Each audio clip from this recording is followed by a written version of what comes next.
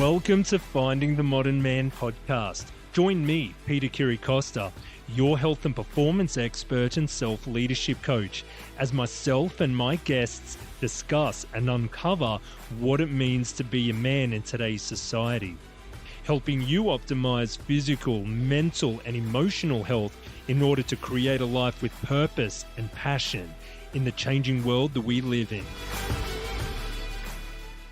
Welcome back to another episode of Finding the Modern Man podcast. In today's episode, we're going into the pillar of food. And notice I didn't say diet, because that's not what it's about. That's not what I want it to be. This is about what we ingest, what we eat, what we drink, how that affects our bodies, and what we can do to make better choices along the way, other factors that come into it.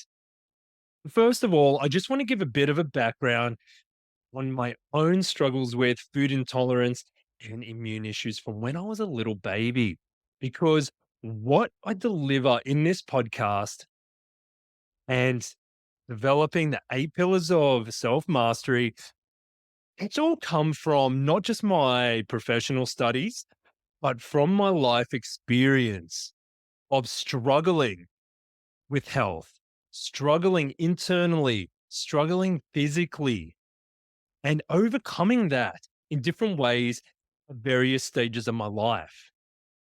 Because I did start out as a very sick baby, even in utero, before I was born. There were complications there. When I was born, I was lactose intolerant. So baby that can't breastfeed is automatically set up with a weaker constitution, right? Coming back to that first pillar of what we've got genetically, because that first period of breastfeeding is so important to set up the baby's immune system, their digestive system, which then feeds out to their energy levels and what they can do, the strengths and weaknesses later on in life. So with that, once the body has an intolerance or it's rejecting certain things, later on, it's likely to increase to other aspects, to other foods, other things that we ingest and the body starts rejecting. It becomes an immune response, right? The digestive system is pushing it out, saying it's no good. It's like a high anxiety person that's just down there going, I want it. And if you look at your digestive system in that way, if you do have digestive issues, you'll really get what I'm saying here. You'll know that feeling. But that's what it was like. And it increased not just from dairy and the sensitivity to sugars because of the lactose intolerance.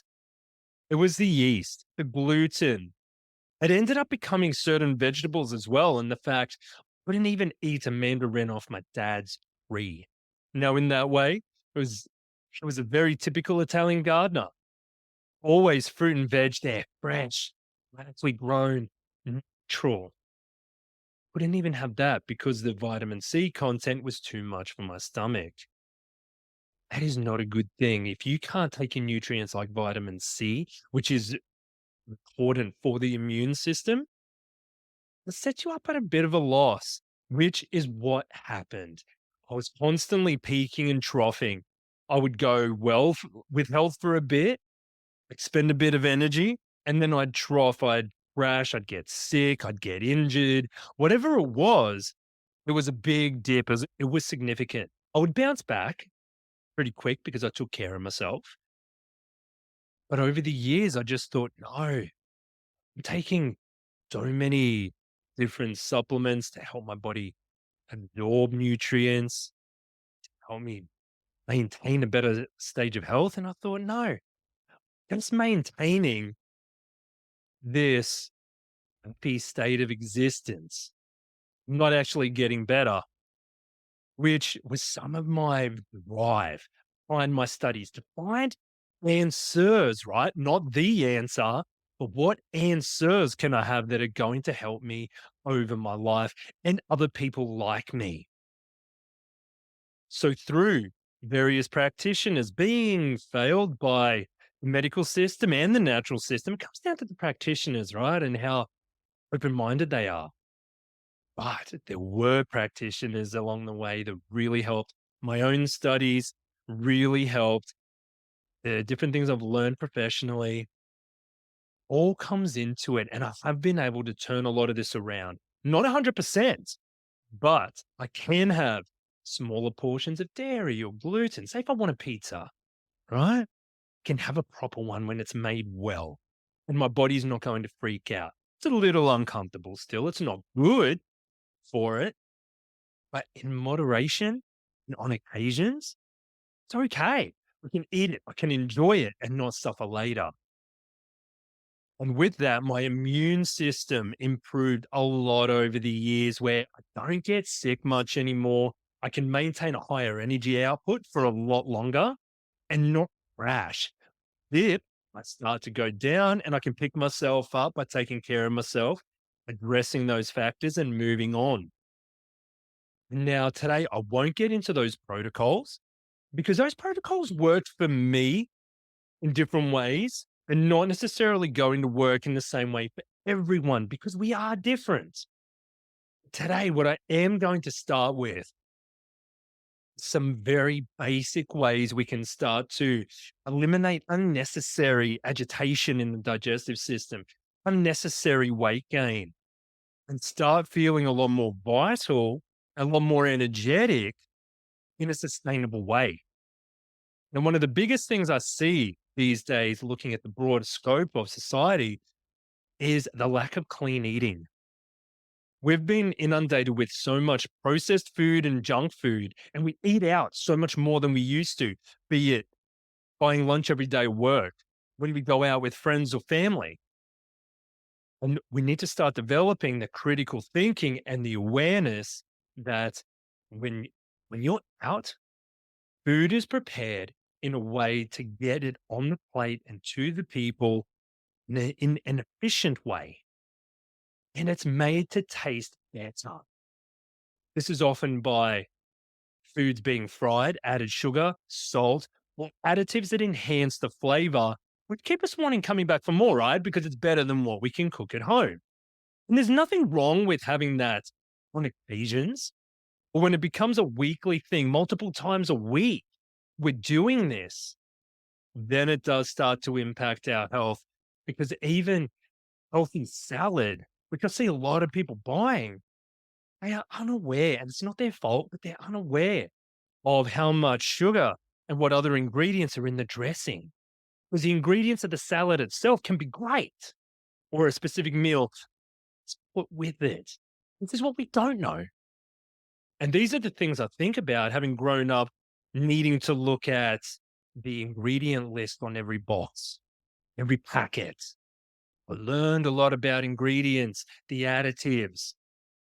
So this is a way we can become a little more mindful and critical thinking when we're out and about.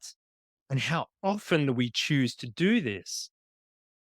Because that mixed with how much we drink, in recent decades, the amount that we eat out, the copious amounts of alcohol people consume, it wasn't quite perfect too. Just that sheer volume. These two factors lead and play a huge part in our overfed and undernourished culture. And so when we look at, okay, how can we bring that in a bit? Can we rein it in, reduce it? I'm not saying cut it out completely, saying let's cut it back, rein it in, see what the results are. Two other important factors that I look at in the foundations of what we ingest, the same example I used in the last two episodes with training and treating the body. What is your work, the nature of your work? How much energy are you expending? So let's use the same example of the active tradie or the person who's got a very physical, laborious job. With that kind of movement and energy use throughout the day, these people are more likely to require larger portions of food throughout the day. They're more likely to need different ratios of the carbs and the proteins when we're looking at muscle function and muscle repair, physical repair after work. These people could also benefit from unrefined rock salt or, even better, pure electrolyte liquid added to the drinking water, which can help maintain hydration levels throughout the day. Looking at the desk worker or the person that has a very inactive job and not expending as much energy, the body is literally not moving as much, not using as much energy, not as much strain on the body. So the portion sizes may be smaller, and the ratios of the carbs, proteins, fats are likely to change as well. Just from that factor, they're not using as much. One of the things as well that come into play with being overfed and undernourished is when you've got a very mentally demanding job, often we mistaken the need for mental rest and mental rejuvenation for hunger. So we reach for that sugary food, the fast acting food, which gives us that immediate little pep. Instead of stepping away, perhaps coming back to the mindset pillar, doing a bit of mindfulness practice, some deep breathing, maybe a short meditation to help revitalize the mind, refresh, come back to the job. So when we look at these factors, how does that apply to your life and your day to day? What kind of changes can you start to make that are small but will lead to longer lasting effects later on?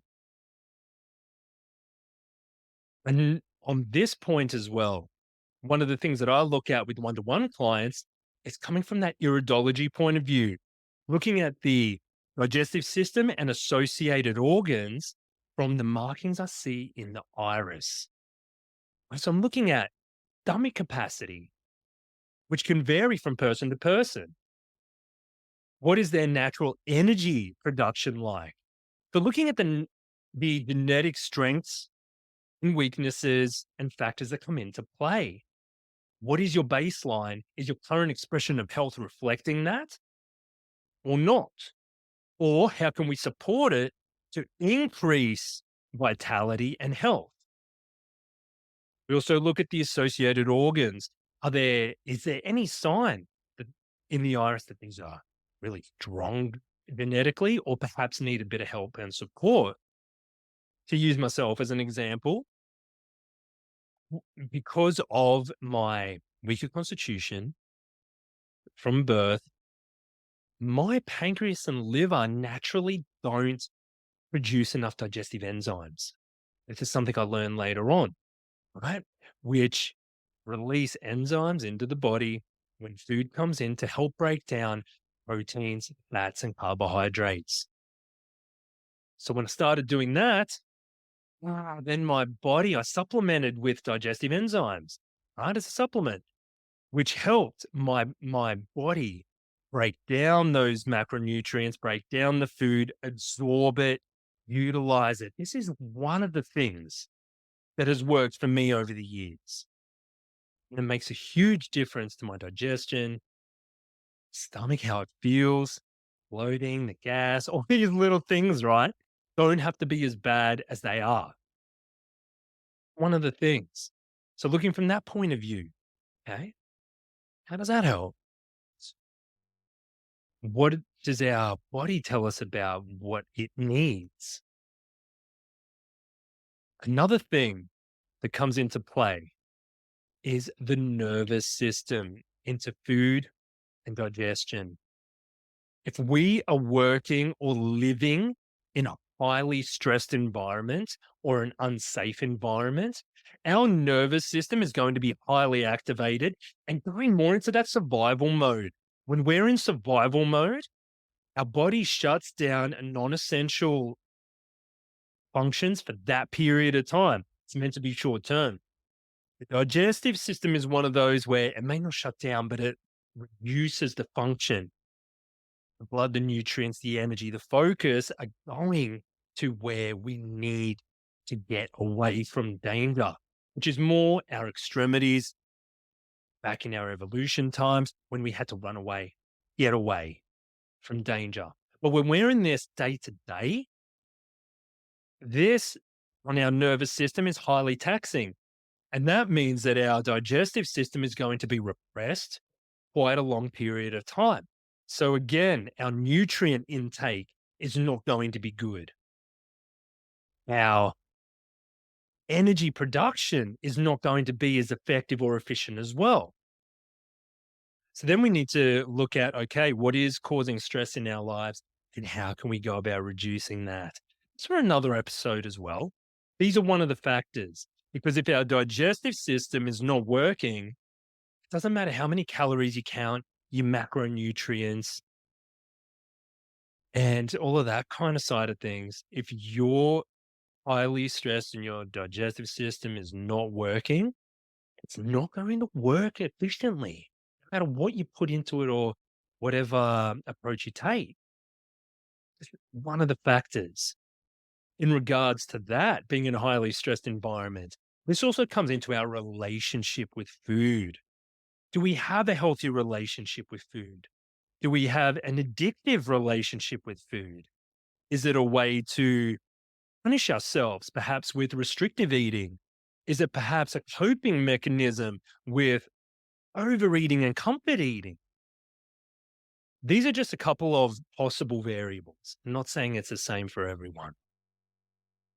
But a relationship with food is important because if we don't get on top of that and look at why we reach for certain foods, why we restrict ourselves, it's going to be harder to maintain a healthy eating pattern long term. This is where we are more likely to yo-yo, go well for a while, bounce back, go well for a while, bounce back, and sets up a cyclical motion, which can just lead to other feelings of being deflated, depression, helplessness, a variety of other things as well.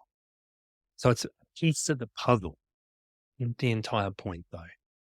So when we take a look at these variables that we've discussed today, we really need to look at calorie counting and restriction first up, or can we look at balance? Take that Chinese philosophy approach of creating balance in the body, creating energy balance with our clean eating, reducing how much we eat out, reducing how much we drink, looking at our energy levels at work and the requirements of that, looking at our organ function and what our body is naturally designed to do. And if it's reflecting that in our day-to-day life, addressing our relationship with food. These are just a few things. And it's not that we do all of that at once. Write these things down. It's on one thing at a time. Right? You can always come and get personalized advice with this. It's what I'm here for. But you can start making these differences for yourself and taking the power into your own hands. Because when we start to open up to assessing ourselves in these ways, in an honest and non-judgmental way, then we can open ourselves up to more accurate answers, methods, freedom, and long-term happiness. So please take a look, see what you can do for yourself day to day with some of these variables. Nail one, move on to the other. And in that way, choose yourself, choose your future, choose a happier life with your family, choose the change we need to see in society, and in turn, paint the face of the modern man with me. So please like, subscribe to these podcasts and these channels, share, comment. That helps to get up in the algorithm and get this information out there so other men and people can start helping themselves in a much more practical and sustainable way. Thank you again. And until next time, take care of yourselves. Thank you for listening. Just a friendly reminder that what we discussed today does not constitute personalized advice. If you're planning on making significant changes to your life, creating a pathway suited to your specific needs and goals is recommended. Also, if you have any questions or topics you would like me to cover on future episodes, please get in touch via social media or through the website. And thank you again, and I look forward to seeing you in the next episode.